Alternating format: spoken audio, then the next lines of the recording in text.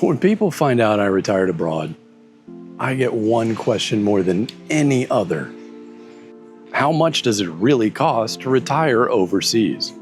The truth is, there's no single number I can give you because your retirement is unique to you. For example, you probably don't care if someone can live in rural Cambodia for less than $300 a month, unless your dream retirement involves eating mostly rice with the occasional dab of fermented fish paste, drinking highly questionable water, sleeping on the floor of a shack held together by a few rusty tacks and hope, while sweating like it's your full-time job. I know I want a bit more comfort than that. But even my dream retirement, comfortably touring Southeast Asia's pristine beaches, may not align with your dreams. So how can I help you answer the real question, which is, how much will your dream retirement cost? Well, I've built a simple 5-step process you can follow that will give you a clear, realistic answer to the real question. How much will your dream retirement cost?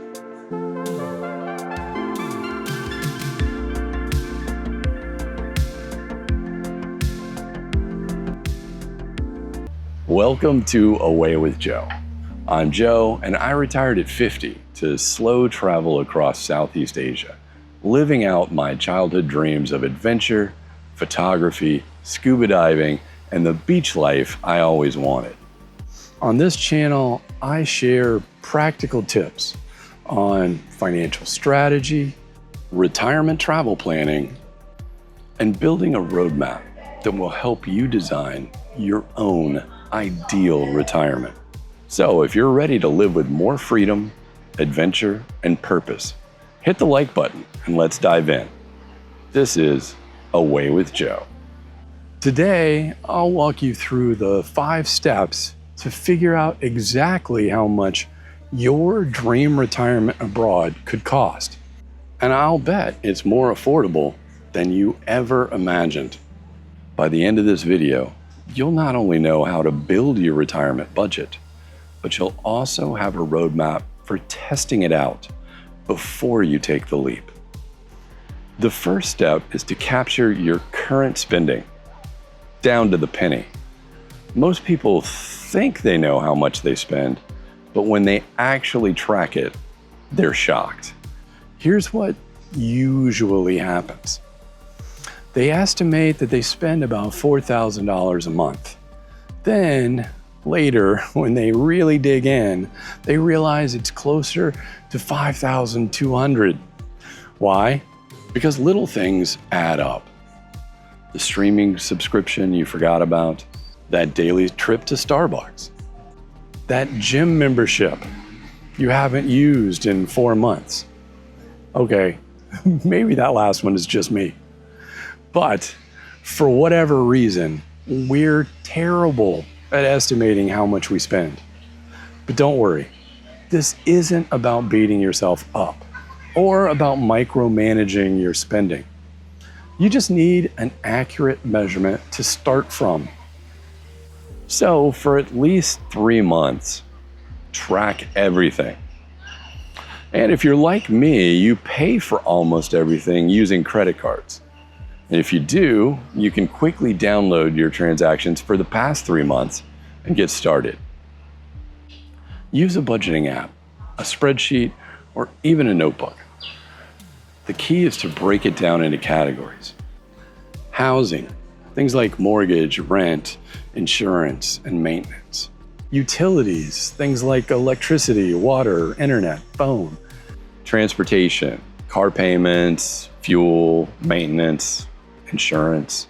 Dining out and entertainment. Groceries and household goods. Healthcare and insurance and work-related costs, things like commuting, work clothes, lunches, dry cleaning. And don't forget taxes, savings, and investments. Remember, the goal isn't to make you feel guilty. The goal is to establish your baseline, because this baseline is the foundation of your retirement budget. For example, if you're spending $900 a month on dining out in the US, you'll want to know that. Because in places like Thailand or the Philippines, that might cover all of your dining out, plus groceries, and part of your entertainment. Without this step, you're really just guessing. And retirement planning is too important to leave to chance. You can also see areas where you're spending money now that you won't need to spend in retirement. Things like savings. You won't be saving, you'll be spending. Work-related expenses. You won't be working. These and more will completely be cut, or at least drastically reduced in retirement. Step 2 is to define your non-negotiables in retirement. Think of it this way. Retirement is your chance to design the lifestyle you want. But you can't have everything. You need to prioritize. That's where the Moscow method comes in. It stands for M, musts, things you cannot live without. S, shoulds, things you strongly want. C, coulds, nice to haves, but not essential. And W, won'ts, things you want to avoid. I guess the O's don't count. But let's look at a couple of scenarios. Example 1, maybe your musts include quality healthcare, access to the ocean, and reliable internet. Your shoulds may be the ability to dine out often, a modern apartment with access to a pool and gym. Your coulds might include golf or tennis. Your won'ts, let's say snow, loud neighbors, and being too far away from restaurants. Well, you might thrive in Cebu, Philippines, where there's excellent hospitals, beaches everywhere, fast-growing internet infrastructure, and the cost of living is half that of the US. Or maybe your musts are a car-free lifestyle, world-class shopping, great public transportation. Your shoulds include access to a pool and gym in the building you live. Your coulds, an English-speaking expat community. And your won'ts, suburban sprawl. Well, you might love Bangkok. Mass transit, world-class modern condos. They all come with gyms and pools. And it's 1/3 the cost of living in the US. The idea is this exercise forces you to be honest. Do you really need 2 cars? Do you really need a house with 2,500 square feet? Or would you trade those for an affordable lifestyle with a rooftop pool and $5 dinners? When you're clear on your non-negotiables, the world starts to open up. Before we jump into step 3, I'd like to mention today's sponsor, McCoy's Smokehouse and Saloon in Charlotte, North Carolina. McCoy's is a family-owned, scratch-made restaurant that serves the best smoked wings on the East Coast of the universe. And when you get those delicious wings, ask for their Thai chili sauce on the side. I'm in Thailand right now, and I'm craving the sauce from McCoy's. A huge shout out to them for taking the leap and sponsoring my channel. When you do stop in, make sure to tell them you heard about them here on A Way with Joe. All right, now on to step 3. Match your lifestyle with affordability. This is where research and imagination meet. Let's say you love dining out. In the US, you might spend $50 to $100 for a nice meal for 2. In Chiang Mai, Thailand, that same meal probably costs $12. And street food, only $2 or $3. Let's say you're paying $600 a month for car payments, gas, insurance, and maintenance. Well, move to Bangkok or Kuala Lumpur, and you might not need a car at all. Public transit, Grab ride shares, and walkable neighborhoods could save you thousands each year. On the other hand, maybe you're someone who just must have a car or a motorcycle and wide open spaces. In that case, you might not enjoy central Bangkok, but you might like Hua Hin, where you can rent a house with a nice yard and a pool for $800 a month and still only be 10 to 15 minutes from the beach. The trade-offs are real, but here's the good news. The world is full of destinations that give you more for less. Bangkok, Medellin, Mazatlan, Valencia, Lisbon, Bali, Chiang Mai, Cebu, Da Nang, Phnom Penh. The list goes on and on. Each offers a unique blend of affordability and lifestyle. The question is, which one lines up with your musts and shoulds, and which one avoids all your won'ts? Once you settle on your top destinations, do me a favor. Post them in a comment on this video so I can build content about the places you are interested in. Once you've narrowed your list, it's time to do the homework. Step 4 is researching the actual costs of living in those destinations. Start with the basics. Rent for a 1 or 2 bedroom apartment in the city center. Utilities and internet. Transportation costs. Groceries. Healthcare and insurance. Entertainment and dining out. Here's a quick comparison. In Austin, Texas, a modern 1-bedroom downtown starts at about $2,000. In Bangkok, that same modern 1-bedroom with access to a pool and gym is $800 to $1,000. In Cebu, $600 to $700. Healthcare is another eye-opener. A knee replacement that costs $50,000 in the US only costs about $12,000 in Thailand, with world-class surgeons. Now, build a budget. Line up what you spend today with what you'd spend there.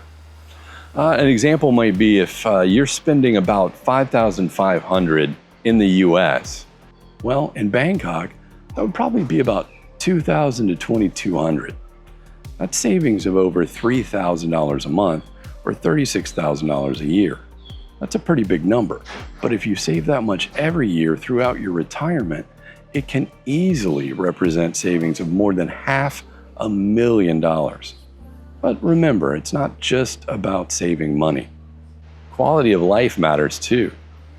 Are you happier walking to cafes and taking trains than you are sitting in traffic? Are you comfortable downsizing from that 2,500 square feet to 900? If it means living in the heart of a vibrant city. The budget tells you what is possible, but your heart tells you what's right. So finally, you need to test your roadmap. Research is great. Spreadsheets are useful. But nothing, and I mean nothing, replaces living it. Step 5 is where the rubber hits the road. Pick your top destination and go there. Ideally, spend at least 2 weeks there. Rent an Airbnb or condo. Shop at local grocery stores. Try public transit. Get a local SIM card. Dine out the way you would if you lived there. Basically, try your retirement plan on for size and see if it fits. For example, if you think you'll eat out 5 nights a week, then do that. If you think you'll give up your car and take taxis or ride shares everywhere, then try doing it. You'll quickly see how realistic your budget is and, more importantly, how the lifestyle feels. If at all possible, try a few places on for size, because sometimes the numbers look great, but the reality doesn't fit. Or sometimes you're surprised at how much you love a place you didn't expect to. I know people who planned to retire in Bali but fell in love with Koh Samui, Thailand after a test trip. Others thought they'd move to Europe, but once they experienced the friendliness and affordability of the Philippines, they never looked back. Your test trips are your chance to pressure test your roadmap. They help you validate your assumptions before making the leap. So, let's recap. If you want to know how much it would cost to retire abroad, here are your 5 steps. 1. Capture your current spending, every penny. 2. Define your non-negotiables with Moscow prioritization. 3, match your musts, shoulds, and won'ts with affordable destinations. 4, research the cost of living in those areas and build a retirement budget. And 5, test your roadmap with a real trip or several. Follow this process and you'll move from vague dreaming to clear, confident planning. Because retiring abroad isn't just about cutting costs. It's about creating a lifestyle that excites you, one that's aligned with your passions, your values, and your vision of freedom. I'm Joe. This is Away with Joe, and together we're building the roadmap to your dream retirement. If you found this helpful, give it a like. It helps more people find the show, and don't forget to subscribe so you don't miss the next adventure.